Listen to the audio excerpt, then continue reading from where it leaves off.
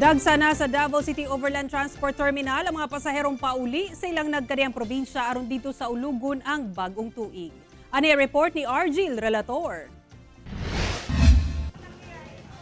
Taas ang linya sa mga pasaherong pauli sa ilang nagkadaiyang probinsya nga manukad sa Davao City Overland Transport Terminal usa ka adlaw una ang bispiras sa bag-ong tuig.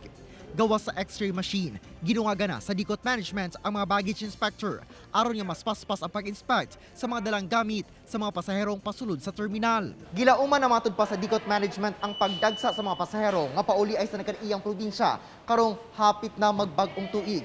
Busa gawas sa pagpatuman sa hugot nga seguridad, ginapatuman sab ang mga health protocols sama na lamang sa social distancing.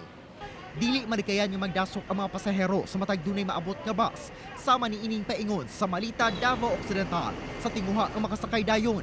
Hinuon dunay mga personahe nga nagabadlo. Naugisa. Kamu na kanarya, magkasakay mo, lingkuri kamay.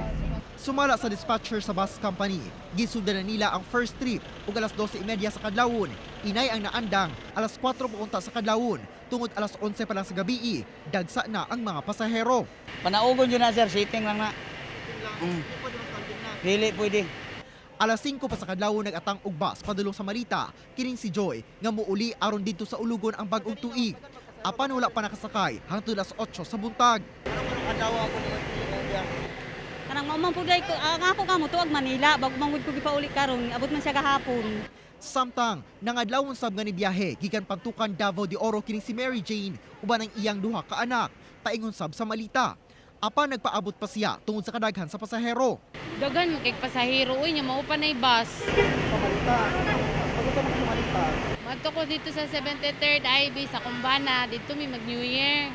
Lauman nga mas mudaghan pa ang mga pasahero hangtod na sa January 1. Kanang going to south nato, that is when nga nakita gyud nato nga ubay-ubay ang atong mga pasahero tungod kay ning sayo gyud na sila og are kay naay cutting time no ang padulong diha sa south nato ilabi na ning Malita kaning sa Kidapawan na sa Cotabato nato.